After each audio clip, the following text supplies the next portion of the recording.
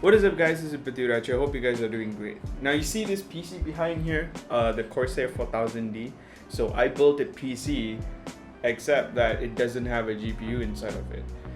When I was going out and about to get one part at a time because I didn't want to spend like a whole chunk of money one shot because I didn't have that spending power, I had to buy one part at a time.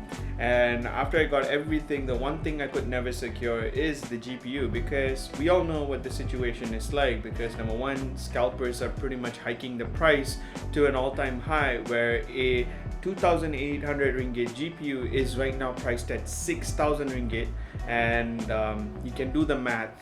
The 3090 now goes for about 5 figures in Malaysia, which is really messed up. So what I decided to do is, you know what, maybe if I can't get a GPU for myself to use, maybe I could review my first GPU, since I do have a test bench of sorts, right? So the lovely folks over at Gigabyte sent us this. So this is the Gigabyte GeForce RTX 3070 Gaming OC card. And today we're going to unbox this to see what's inside. Obviously it's just going to be the GPU, but I'm just going to perhaps talk a little bit about this particular GPU in this video. And let's not waste any time and get right into it. And you're watching The Adventures of Vesper. Let's begin.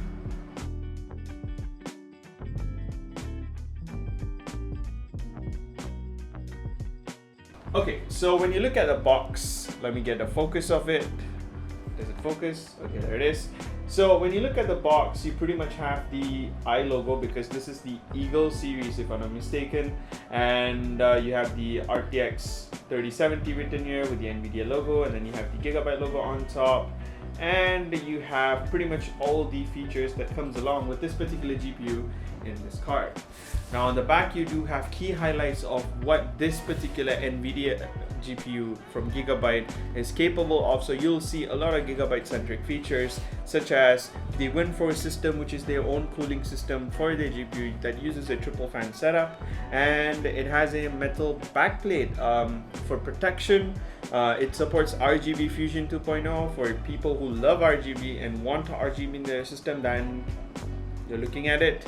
And finally, it has a screen cooling, so it has an extended heatsink that allows the air to flow properly so that the GPU stays cool. Now, it actually has 4 different ports, so you have 2 HDMI and 2 display ports.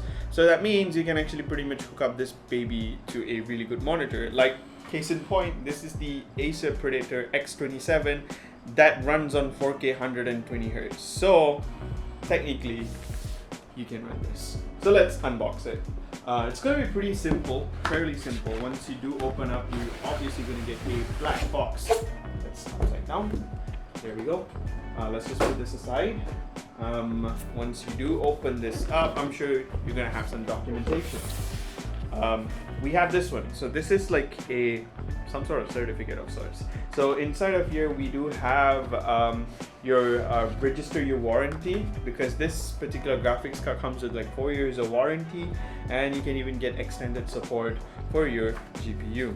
And you also have a quick guide to how to insert it, like what kind of port do you have, what do you need to do, those kind of stuff if you're really new to building PC, because if you're really new, then that instruction is definitely going to help. Once this is out of the way, what we do have is obviously the GPU. So let me just take that out.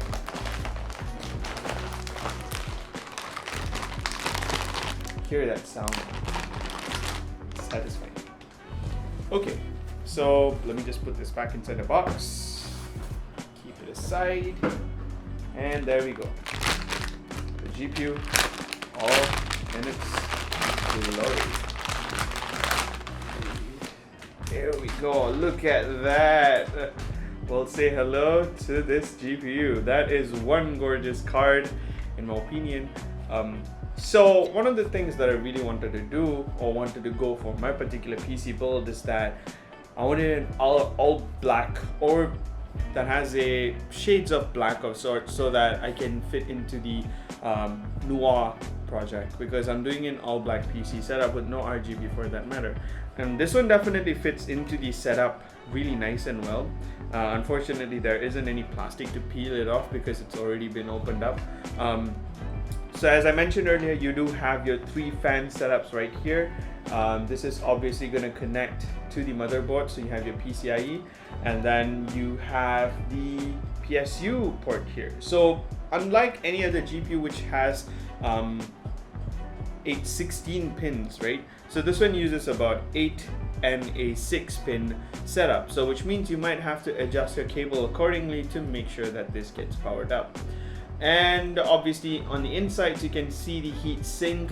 This particular top, it looks like plastic-ish, and you have some of the gaming accent on the side, like the gaming series written here. You have the Gigabyte logo here, so this is the RGB part, and then you have the GeForce RTX written here.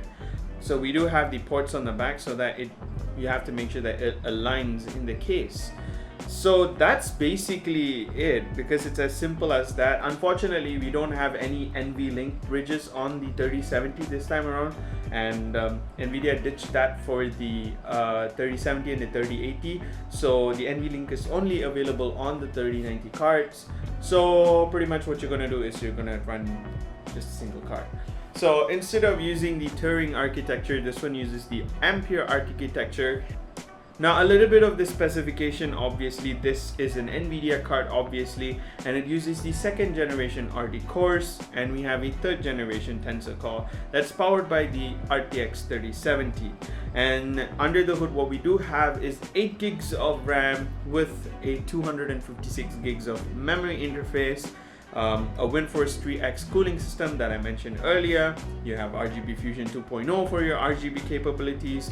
It has a protection metal back right here, and you get 4 years of warranty, which obviously you'll have to register it online. Now the core clock of this particular card is rated at 1850 megahertz, but the reference card is about at 1725. And as for the rest, it's pretty much the same as I mentioned earlier. I don't want to repeat it again. What we're gonna do is we're obviously gonna benchmark this card. We're gonna throw it into our PC and report the findings and how the cooling system is, and at the very same time, how is the performance of the 3070 as compared to a 2070 Super and so on. So that's it. Thank you so much for watching. I know this video might sound irrelevant at this point of time, given that you cannot purchase a GPU, even I couldn't, but at least what we can do is perhaps like do content like this and hope that the GPU situation gets better. But I'm hoping that's not going to get better anytime soon. We might have to wait till early of 2022.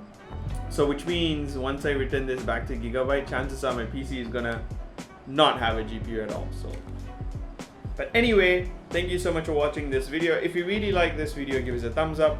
We'll definitely catch you guys in the next video. Until then, this is Prithviraj signing off. Take care, and I'll see you guys real soon. Bye.